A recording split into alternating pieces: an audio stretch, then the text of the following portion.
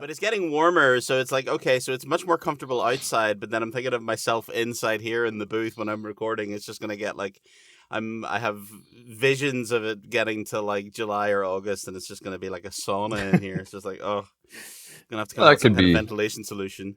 Well, that could be nice too. That's an added health benefit of being a voice actor. People don't realize is that you don't often have to go to the gym because you do have a home sauna, and that's just placing your computer inside your voice booth. Yep, literally sweating away the calories while I work. I mean, I can't ask for better than that, huh? This is the time of the year that people decide is like convention season when it's super hot. And like and like I could barely peel myself off of the furniture. The thing I want to do is travel to a convention with thousands of people. Man, rub shoulders with a bunch of sweaty nerds.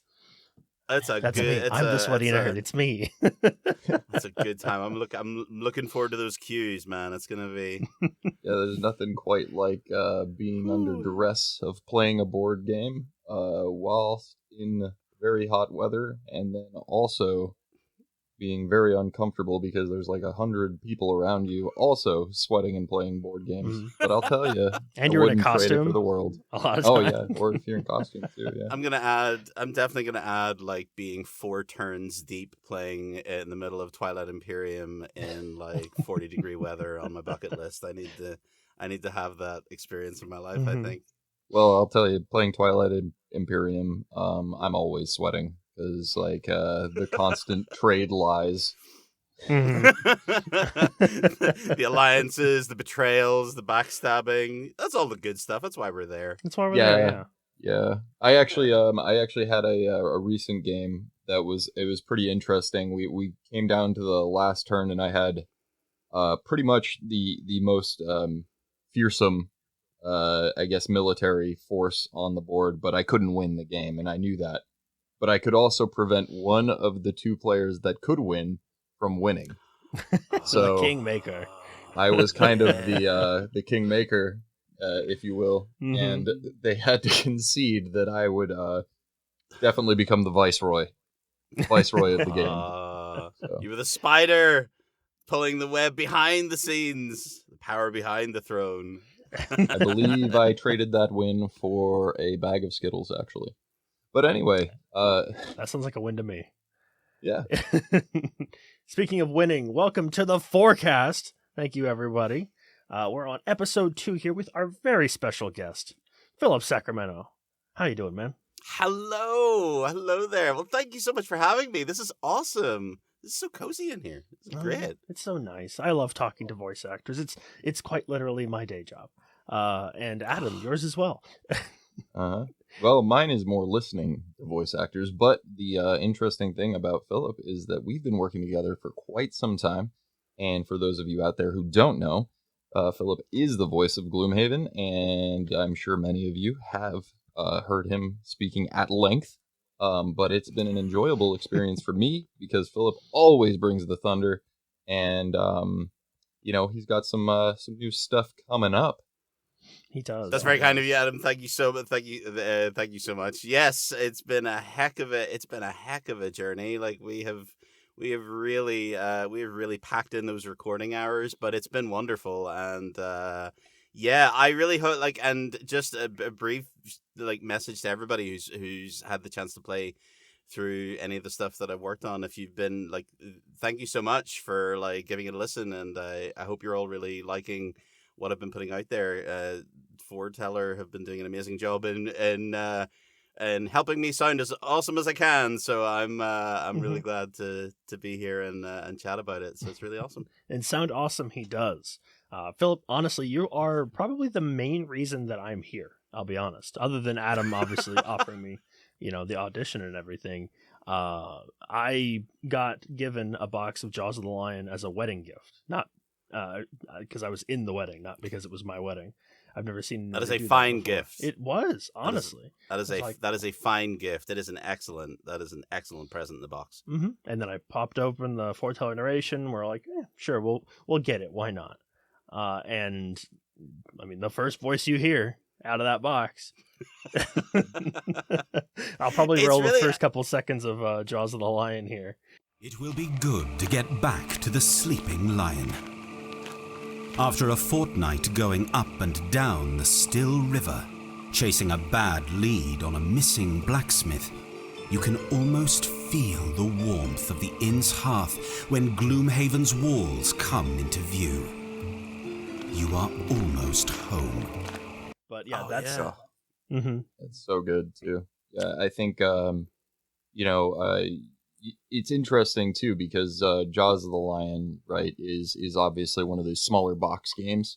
So you'd kind of expect that it kind of leads into Gloomhaven, and it sort of does if you know kind of the lore behind Gloomhaven and some of that stuff, which obviously I do because I've gone through it at length. But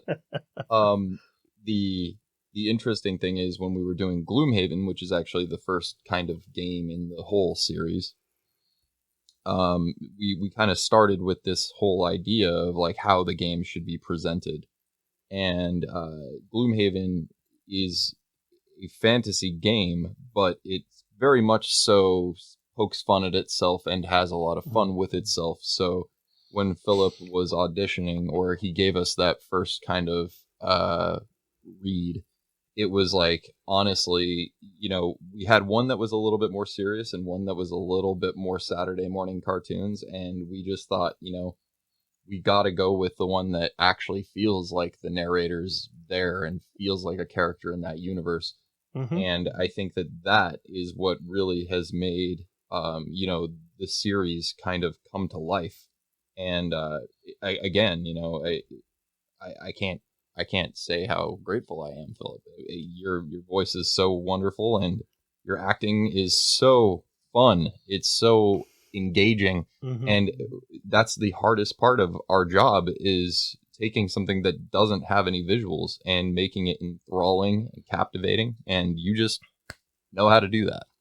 So. Oh, well, no, I mean, thank you so much. Because that's the interesting thing, because I remember when, like, when I was first approaching this and kind of making decisions about what way I was going to try and present it and kind of put my vision of it forward. Like, I think the idea was, what I wanted to capture was the idea that in many ways, because I had to make a choice with the narration as to how involved I was in the story. Like, was I dispassionate and kind of commenting on what was happening, or did I want to be something? Did I want it to be something like almost like I'm there with the adventurers, I'm there with you at the table, kind of going on the adventure? And I kind of I really like that idea of kind of the voice that leads you through, also kind of being like kind of experiencing the same emotional highs and lows that the players go through, like over the course of the game. So like I wanted to, or my goal was to try and paint the world in a way where, to a certain degree, I, as the narrator, was kind of discovering the world with the players. And part of that then meant that I could play with the emotional range of it a bit and kind of be a little bit more emotionally involved in the scenes and kind of let some of the emotional stakes of the scenarios kind of come through in the performance. And and all in service of trying to create this really make this world like kind of leap off the page, because again it's written so wonderfully and so beautifully, and then partnered with the amazing work that you guys have done over at Forteller with the audio design and the sound design.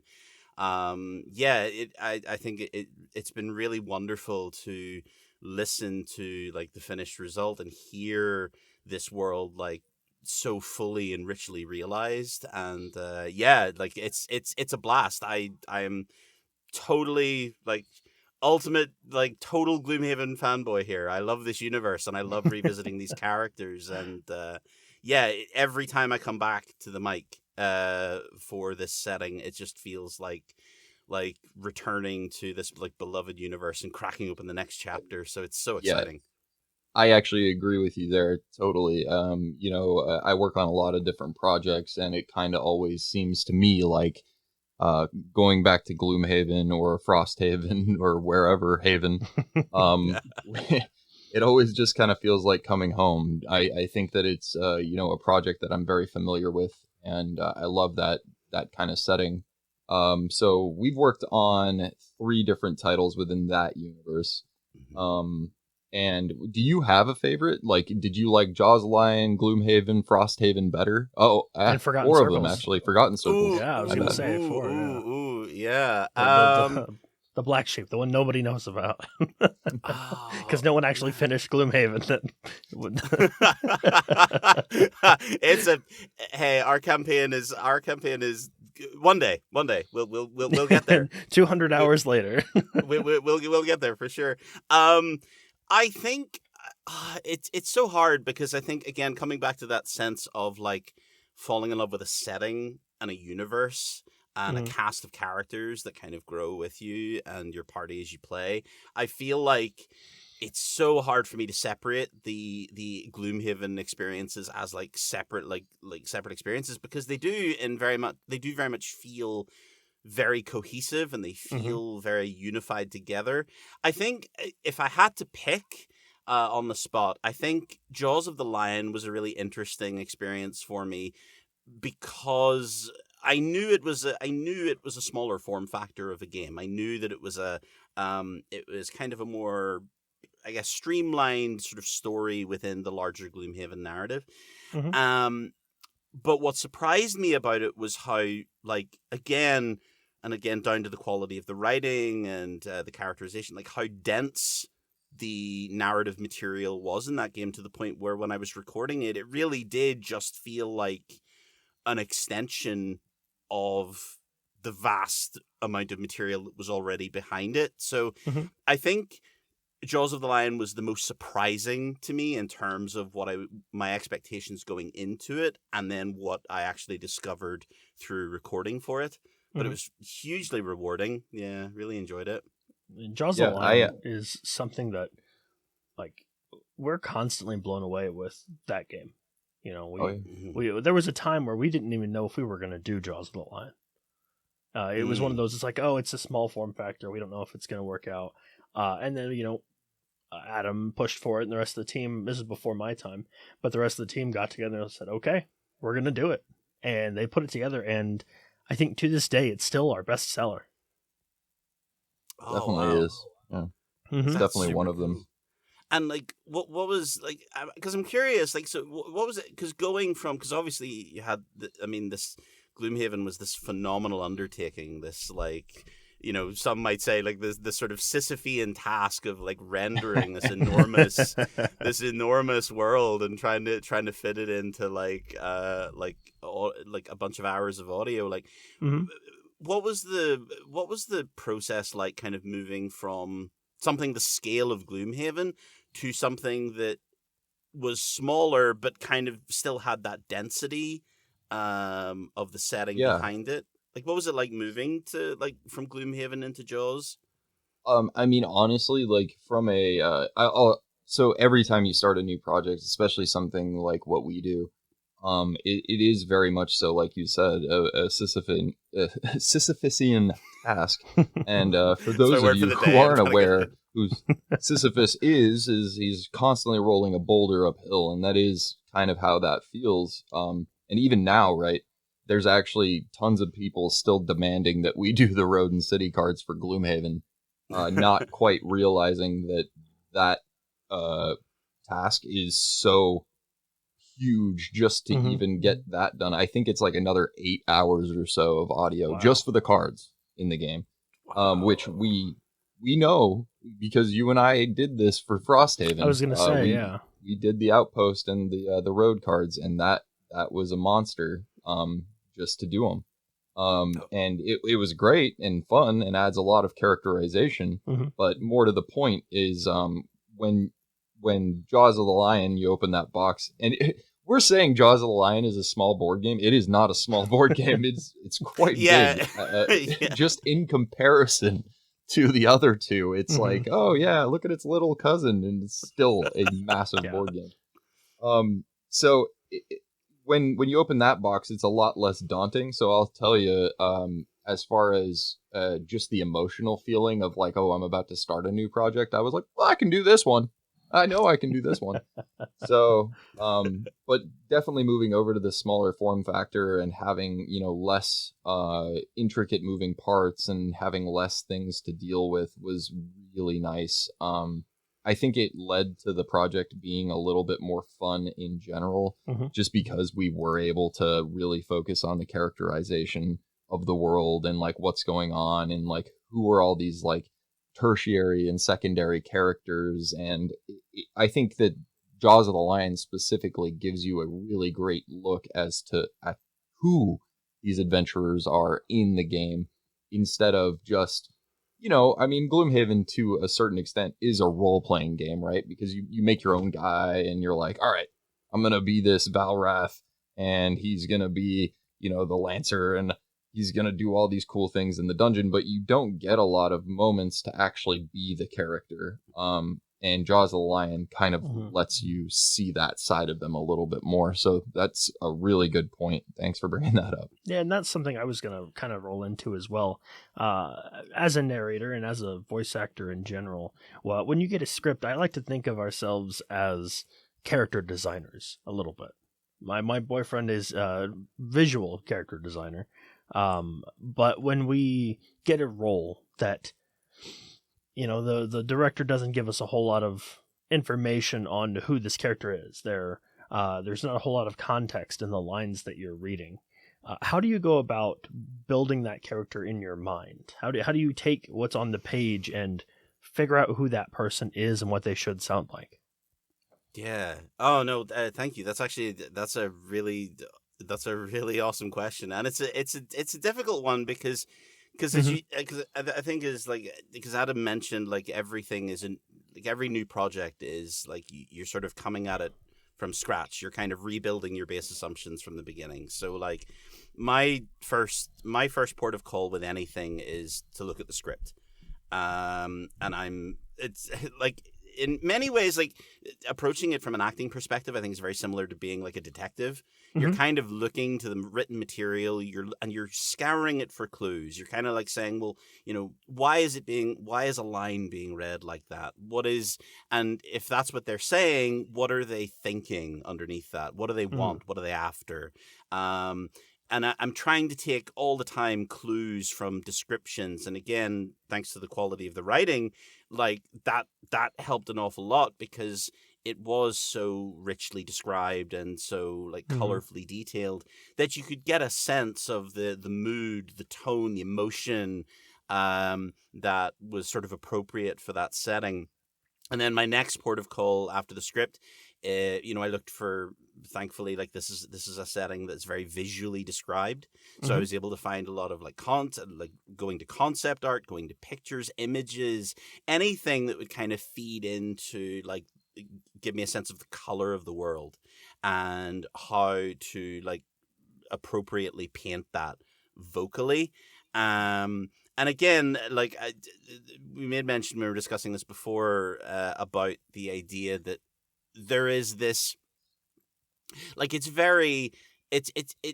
takes itself seriously to a point. Like it is a realized and plausible fantasy universe that has its own rules and its own way of doing things. But there's this great sense of fun, of color, of like almost Saturday morning cartoonness to it, right? And so knowing that that's there really helped me too, because it kind of took the limiter off in a lot of ways. Like it allowed me to kind of be a little bigger, to be a little bolder in character choice and in vocal choice, and be a little like more invested in the story in terms of not just reading the page and not just giving information to players, but also kind of sharing in the journey with them as well. So yeah, those were kind of those were a big part of my processes for kind of how I got to like how I approach the character, how I approach the reads. Amazing. Yeah, I think I brought this up last time with when I was speaking with our previous guest. It's one of those weird suggestions, but and you'd think it's pretty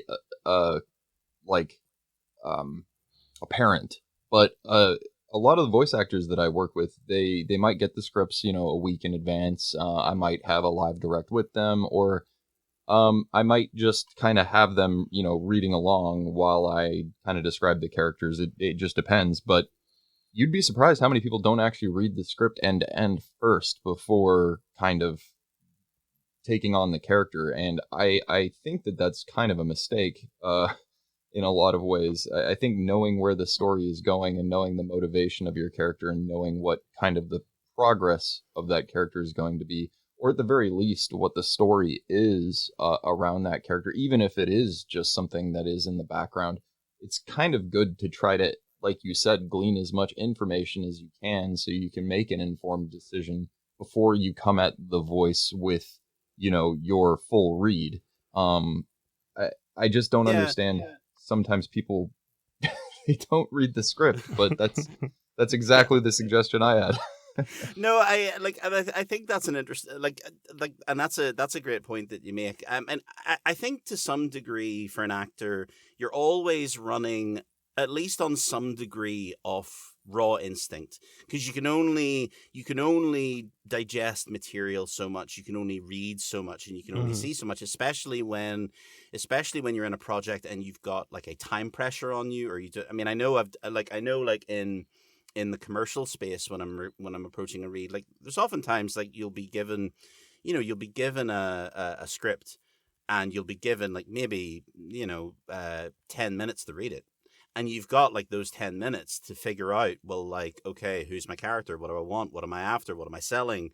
That kind of thing. Mm-hmm. And so I think part of working in this medium particularly requires an actor not just to kind of have that underpinning of how to interrogate text and how to interrogate like written material and read and digest written material, but also to kind of cultivate a sense of, as I said before, like instinct, this sense of, okay, I need to make decisions in the moment based on the limited window of information that I have to try and make the best choices that I can for this character. And a big part of my process, I think, as a developing actor, was the cultivation of that, was the building up of that sense of instinct. Like, what can I get in this moment that is useful to me? What can I get in this moment that is compelling, that is interesting, that'll sound good? And so I can certainly understand, like, in the circumstances where time is an issue and you don't always have the luxury of that time to sit down and fully delve into a text in the way that you would like, being able to kind of go, right, what are the key pillars that I need to hit here? What are the base fundamentals upon which that I can build this performance? And like going in with that for sure. So I think it's always a push and pull between preparation and instinct for an actor.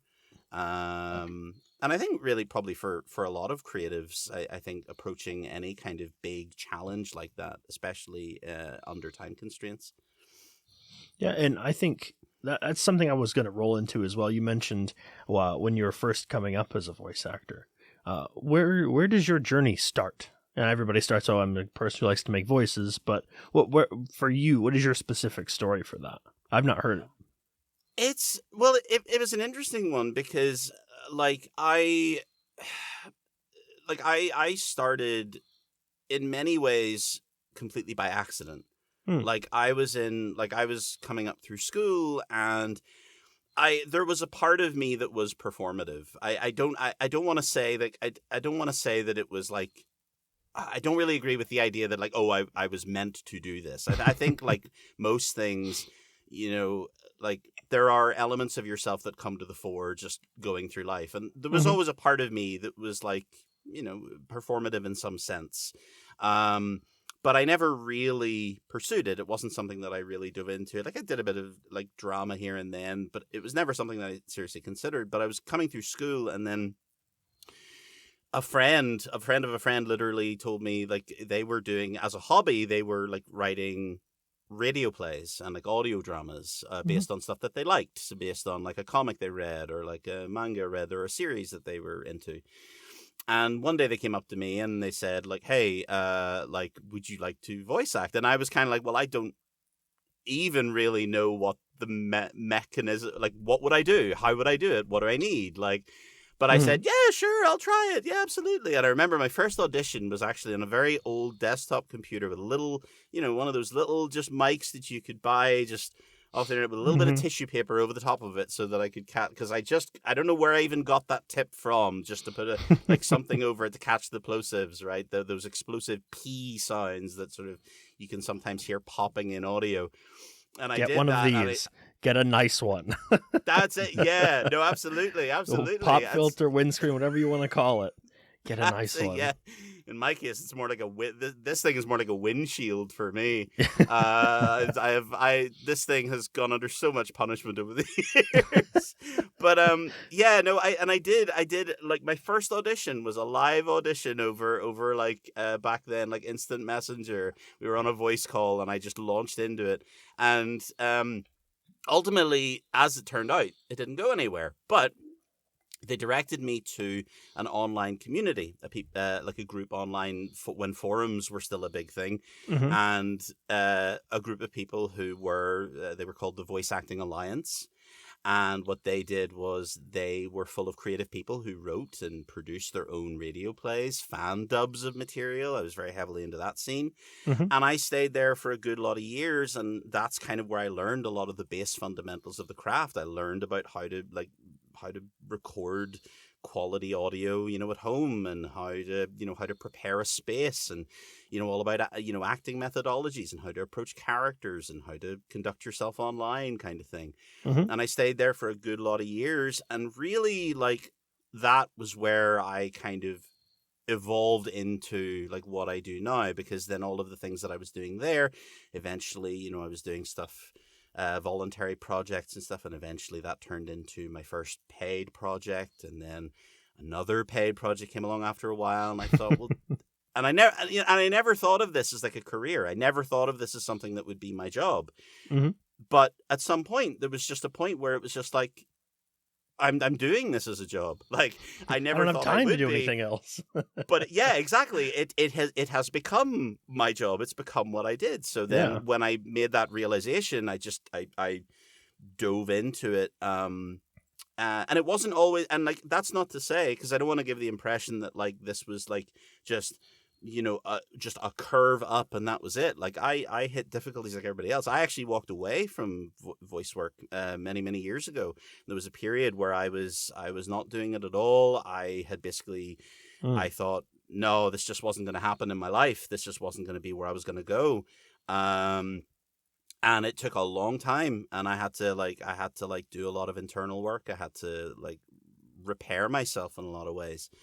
And then I was able to come back, and like I rediscovered it, and I went back to college, did performing arts, and I kind of just rediscovered myself as a performer, and came back to the space and was able to pick it up again. So yeah, sorry, that was a rather I realized it was exactly what I was looking for here. I really should with the origin. I kind of gave you the whole arc, but I think that's a pretty common that's a pretty common thread in the voice acting world, and a lot of people they see the success of people that get these big roles or get roles in things that they think, hey, it's wonderful that, I got to do this big voice for an anime, but it doesn't necessarily mean that the next job is right around the corner. Sometimes you gotta make sure you're hitting that pavement, make sure that you're making yourself accessible. And like you said, being part of online communities, big shout out to our friends down there at the Voice Acting Club. They've got a great Discord channel. And if you are a newer voice actor, they're some of the best people around.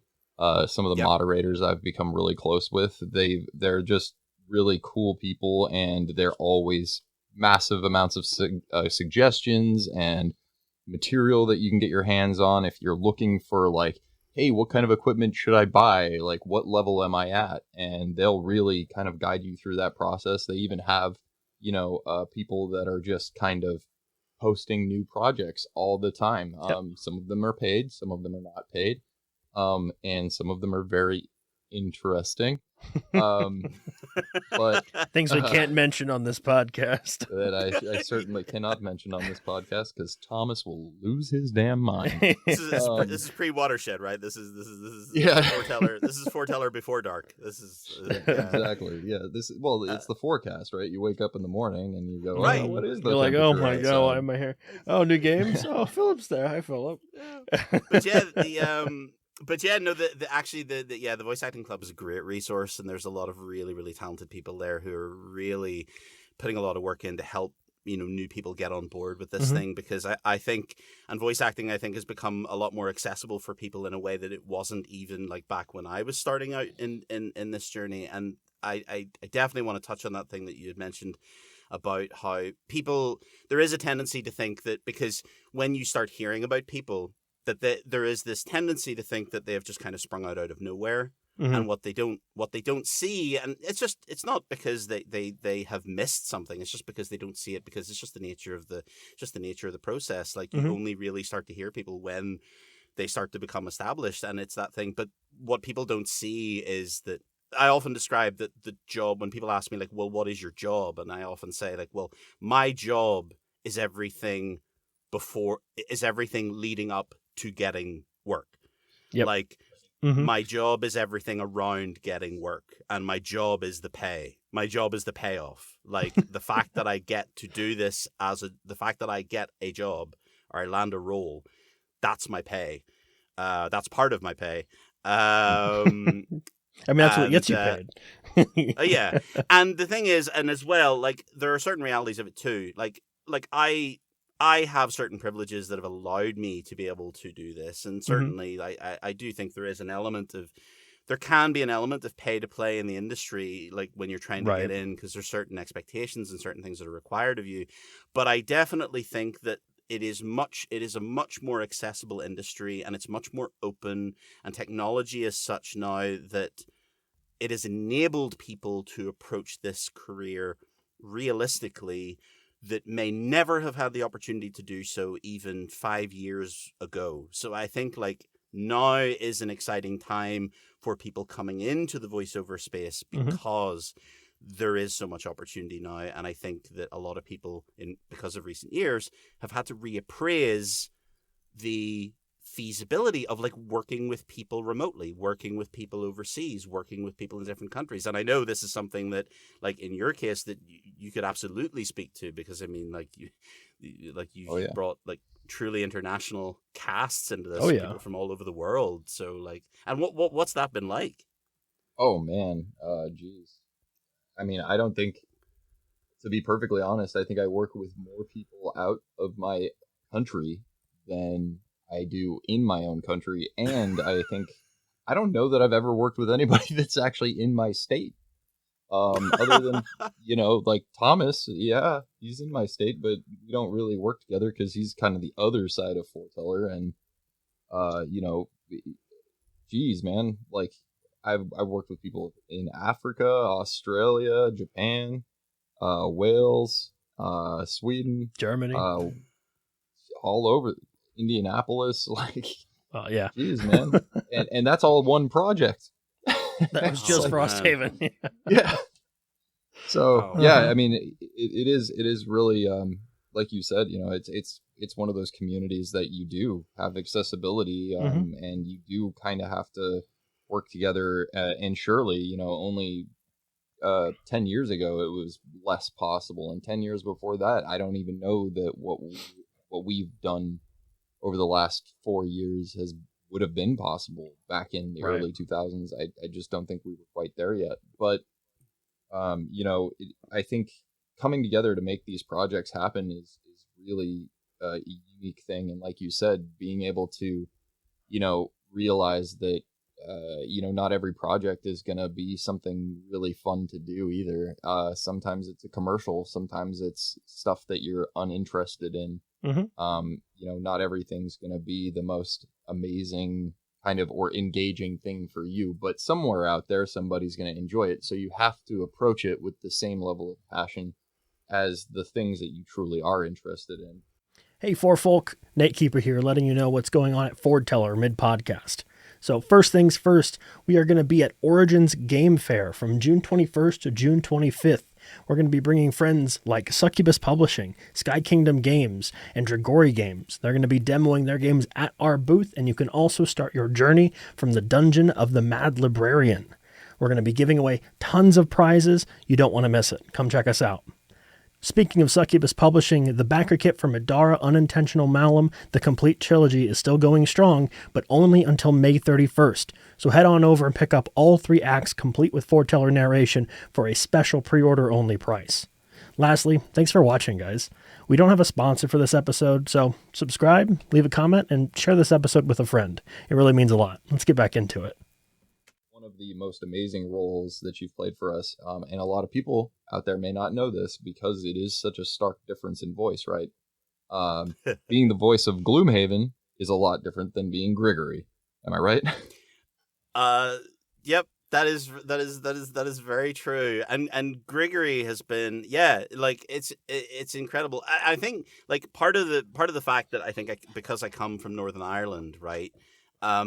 I remember like when I first came into the space, I was very aware that, the people you hear in the things that you consume, in the shows that you watch, in the cartoons, they don't sound like me typically. Mm-hmm. That's changing, and that's brilliant. And again, I want to thank Forteller hugely and yourselves hugely, because it takes like companies like yourselves and people like you who like to take chances on people like international voices, people who they've never heard before, to give like new perspectives and new energies to these characters. So I thank you for that.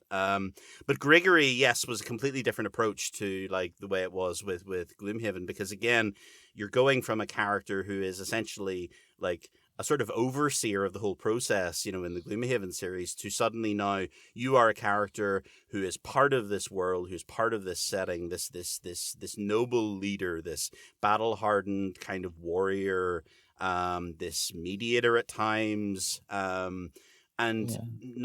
you're having to ask questions about, well, who is he? What's his history? What does he want? What's he after? You're asking the same kinds of questions, but you're going deeper still into the answers and trying to inform it. And again, finding that voice and knowing that voice might not sound like the voice that I use, but like one that still has to sound plausible to the setting, has to sound grounded.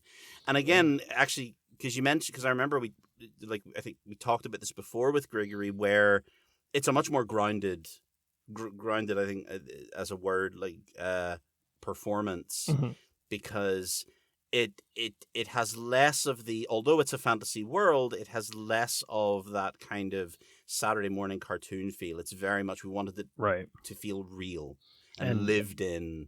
Yeah. And for those of you who don't know, that's from Isofarian Guard, and that is either a solo or a 2-player experience versus Gloomhaven, which is up to 4. And Gloomhaven, I feel like the performances in Gloomhaven and Frosthaven are very much spoken to the room, right? Whereas in Isofarian Guard, you're talking to 1 or 2 people, so your performance. Go ahead.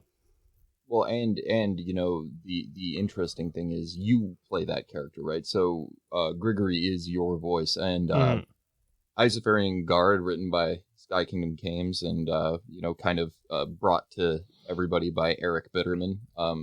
He had so much kind of input into the direction of that character, and he really wanted a lot of really kind of specific things for Grigory. And I remember when we were auditioning people at the time, we were like, well, Philip just did the voice for Gloomhaven. Like, we don't want to burn people out. And so I knew right away, like, I was like, oh, this is the guy. And so I mixed them all up and I put them in a thing with, no name files, basically. And I said, all right, Eric, here, you listen to these. Which one do you like? And he goes, that one. And there was no question. It was Philip all day long. But it was funny because the person that I was working with at the time, kind of making that decision, he was like, I think we do need to choose somebody different. This voice is so much different. And I was like, that's Philip, right? And he was like, oh. And it's an interesting it's an interesting thing because I think there is like the thing about the voice, like certainly how, but I tend to find that the more you dig into a character and the more you start making decisions about who a character is, Mm-hmm. it will even subconsciously have an effect on the affect you choose to apply to your voice and things like that. I mean, obviously there's a certain sound and there's a certain regionality to the character, Mm-hmm. with Grigory and the people from from this universe, and like so of it, and those are things that like were talked about in the brief. When you look at the character brief and you see like, well, this is kind of the sound we're looking for, and then you kind of make that decision. And I think because of where I'm from, I think then I'm more sensitive then to kind of, okay, well, I want to try and, I think more about sculpting it for those specific sounds, I think, and part of that is informed because I know that as I naturally speak, it might be different to what people imagine that I would sound like if, like, I don't actually talk like Grigory, though that would be kind of amazing if I did. Yeah. If I actually had the speaking voice, like, what is Don, like, if Don LaFontaine just went around speaking like that all the time, like, that would be amazing. I've Yeah, actually, I mean, I've actually had a friend of, a family friend. He's a local radio personality, and everybody is always asking, like, "Oh, there's no way he sounds like that in person." And I actually met him. I was coming out of the pool at my boyfriend's family's house, and I just remember wiping the water out of my eyes and goes, "Hey there, how about a truly?" I'm like, I love that. Thanks. Oh my god. So some people just do sound like that, but others, like personally, I don't think there is a role where I use my normal speaking voice in anything that I've done so far. Not remember. yet. Yeah, true. Yeah. Well, not that not you've heard yet. anyway. Not that anyone has heard, hopefully. That's right.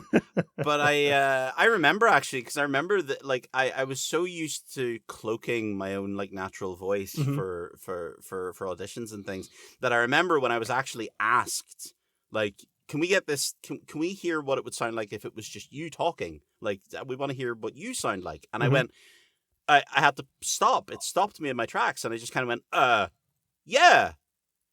Give me a minute. And I had to like I had to spend a couple of seconds like thinking in my head like, oh no, because there's a certain like actors can kind of have a sort of performance mode that they get into, right? And suddenly then when you were asked like, no, just drop that and just be you and just be how you sound, suddenly that was a whole thing that was like, how do I do that? I've never thought about doing that before, and like just. And it liberating. It taught me a lot actually, and it really liberated me in terms of like being much more comfortable with like my own sound and things like that. But but I loved bringing the elements that I could to Grigory's voice. I loved his nobility. I loved his he's so heroic. Yeah. Yeah, and I really love that presence that he just brings. Like he's got that quality to him that as soon as he walks on the field, like you take notice. Yeah. And I loved playing with that kind of that sense of gravitas and character. Well, and it's pretty fun too to see the dichotomy. I mean, it's pretty smart the way that they wrote the game. The characters kind of have a counterpart in the game. So as you're playing through, if you're playing by yourself or if you're playing with a co-op partner, you get to see the two different characters and how they might weigh against each other. And in this case, Grigory kind of takes on the fatherly role for a character in the game, and it's played by Dan Ammerman, and he does such a wonderful job kind of being that young, like, star bright eyes character alongside Grigory, who is this battle-hardened hero. And Grigory has almost this fatherly tone when he's speaking specifically to his counterpart in Isofarian Guard. But the interesting thing is when Grigory gets pissed, it's like game over, man. It's so good. It's so scary, and it's a lot of fun. There's just so many beats that you hit so well in that game, and I guess I'm gonna hold this. the interesting there's I'm not gonna give anything away too much, but there is one really offbeat part way later in the game, and it like kind of takes you out where they're like joking around and you're like, oh my god, like these are real people. They're like all in the same place. I was like, oh wow, that's weird. It's so good, and that's why I love like for all of the fantasy bombast, right? For all of the bits that we love, right?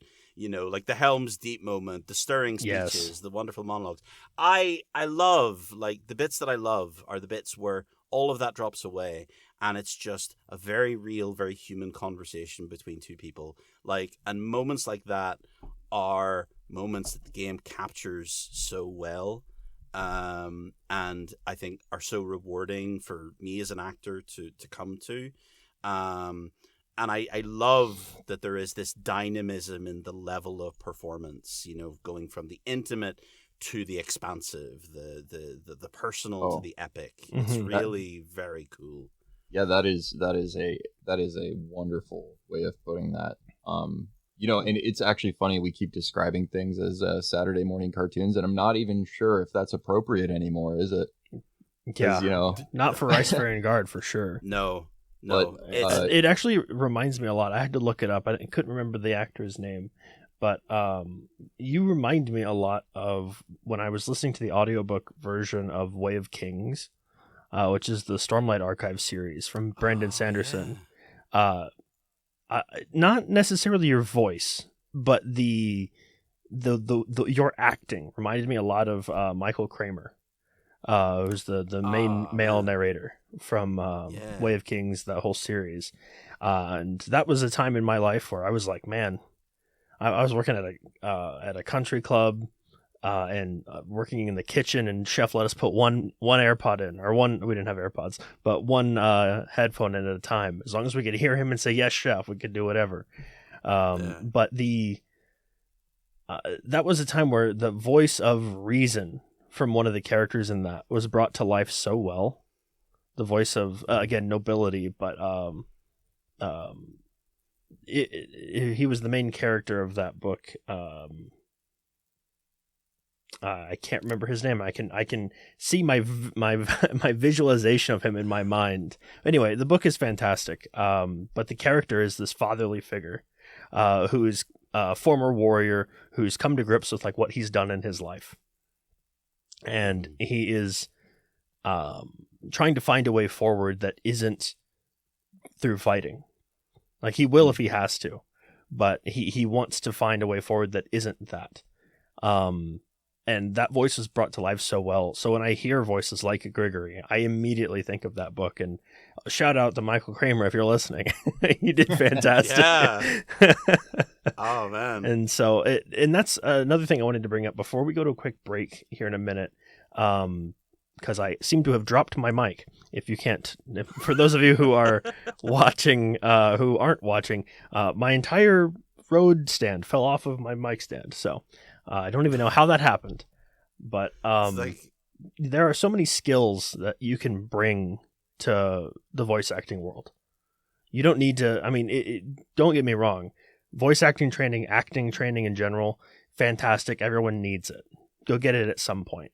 But just to start out with, I came into the voice acting world, and that perseverance from being an insurance salesman and being able to just call up a bunch of people and say the same thing over and over again, get good at script reading, versus improvising on the spot, versus, hey, this is what I want done in the kitchen. Chef says, hey, I want this dish made, and you need to make it that specific way. The process of your brain going through and picking apart all the different aspects of a script. There's so many aspects of any job that you could have that is transferable. At some point, you're going to find your voice. Some point, you're going to find the way you speak. Maybe not on a personal level, but the way you read a script. And that's going to be something someone wants. You just have to find the role.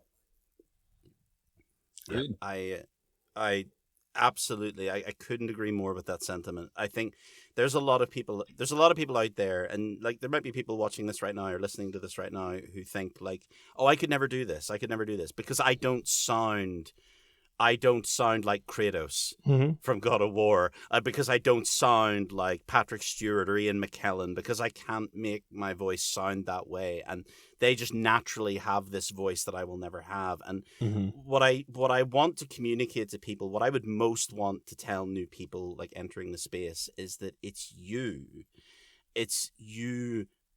life inform, like, absolutely, acting fundamentals, 100%. If you're interested in acting, yes, go take acting classes. It will help you not just in acting, but also in expressiveness, in getting in touch with your emotions. These are important things. These are useful skills, right? But everything, life informs your craft as an actor. It's because what is acting if not the ability to articulate like the language of like living in the world of emotion. It's displaying emotion. It's being in touch with your feelings. It's practicing empathy for others. It's being able to communicate your ideas and your thoughts. And like all of that is informed by the things that happen to you, the things you carry with you, and the things that you experience. And in the name of that, all of your experiences coalesce. And there's a thing like as you said, like you find your voice. And like I do definitely believe that if you pursue it long enough, you will find, I would hope that you will find, like, not the, when I say your voice, and I don't necessarily mean it as in, oh, this is what my voice sounds like. What I mean is you'll find the authenticity in you that makes how you perform unique to you. And that is a thing that someone will want. Someone wants that for a thing. There is a project. There is a creative person out there who's looking for that sound somewhere, and like you can find it. Like it is there. It can take time, and some people get to it faster than others, and some people, as I said before, like I walked away from voice work. I wrestled with health issues, and I was not to get too deep into this, but I was born with a terminal illness, and I wrestled with that through a lot of my early life, and that has left that marked me in many ways and continues to do so. But I'm fine now. I'm cured. That was all sorted. Got that all worked out. Fantastic! So congratulations for one. I'm whatever here the to appropriate stay. Response is. Shocking revelations on the ForCast. Yeah. I'm here to stay. Don't worry, I'm not going anywhere. But the thing is, all of those things happened, and all of those things could have been things that at one time would have told me that I should stop doing this, that I should move away from this because I need to focus on, like, I don't know, whatever else people said was more important. And what I want to impress upon people is if you feel that way, and if you really want to do this, and you have a part of you that is making you feel that this isn't worth your time, what I want to say is that it absolutely is. And if this is what you want, you can find a way through it. You can find a way to this. And if it's important enough, if it means enough to you to get it, it will wait for you to do the work you need until you're ready. I truly believe that anybody can voice act. It's not like, so. I don't know if anybody can sing. I'm not an expert in that field, but I definitely know that anybody can voice act. If that's something you want, the work is there. It might take a long time to get it, but the work is there. Those auditions are always there, and you're going to audition for something. You might not hear anything from that producer, that whoever, about that role, but you're going to hear something about one in 5 years when they just, oh wait, there was that guy, But you have to keep at it. You can't just wait for it to land on your land in your lap. And a great place, like you guys were talking about, is always to start with imitation. Hear the voices that you want to be and try to emulate them. But just because Ian McKellen, Patrick Stewart, yes, they are fantastic and legends in their own right, but you don't have to sound like them, like Phillip said. Don't be the next Patrick Stewart. Stewart, be the first you. Exactly. And you never know what, like, in the voice acting world, everybody tries to do Christopher Walken all the time. And that's not a great voice for presenting data, except for that it is. And it's his delivery, the way that he figured out how to speak, that could be your next step. How do you speak? How do you speak in your daily life? Go and examine that. And, you know, I think that it's one of those things that every director out there is looking for something new, something unique. That doesn't mean to go off the wall and be Bobcat Goldthwait all the time, but also that worked for him. You know, geez. But I do think that this would be a good place to take a kind of mental break and let Nate go ahead and fix his microphone and get some water if you need it. Editing this is going to be fun because every time I bump my mic, I can see my waveform going up. Like, dang it, stop moving. No, please. Dang it. So we're going to cut here. Thanks, guys. See you in a bit.